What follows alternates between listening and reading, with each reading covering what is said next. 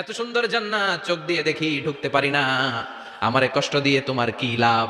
ও আল্লাহ, আমারে তুমি মাফ করে দাও, জান্নাতের চিপার মধ্যে এক কর্নারে তুমি একটু আমারে জায়গা করে দাও। আল্লাহ বলবেন, ওয়াই হাক ইবনা আদম, তোর ধ্বংস হোক হে আদম জাত, মা আগদারাকা, তোর চেয়ে বড় গাদ্দার আমি আমার সৃষ্টিকুলে কাউরে দেখি নাই, কারণ তুই আমার সাথে চুক্তি করিস আর চুক্তি ভঙ্গ করিস। আল্লাহর রহমতের দরিয়ায় তখন জোশ খেলে যাবে, ওর আকুতি মিনতি চাহনি আল্লাহর রহমতের দরিয়ার মধ্যে জোশ লাগিয়ে দিবে, আল্লাহর দয়া হয়ে যাবে, মায়া হয়ে যাবে। আল্লাহ বলবেন, ঠিক আছে জান্নাতে যা।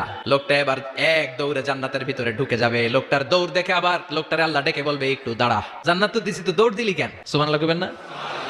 লোকটি বলবে, আল্লাহ প্ল্যান তো আমি কম করি নাই, এত চেষ্টার ফলে আমি আসতে পারছি, আবার যদি তুমি বাইর করে দাও, এই জন্য এক দৌড়ে এমন চিপার মধ্যে লুকামো যাতে তুমি আমার না দেখো। আবার আল্লাহর রহমতের দরিয়ায় জোশ খেলে যাবে, আল্লাহ কাছে ডাকবে, কাছে আয়, ও গোলাম তোর কি মনে চায় আমারে বল, আজকে তুই চাইতে থাক, আমি দিতে দিতে তোর মনের সব আশা পূরণ করে দেব।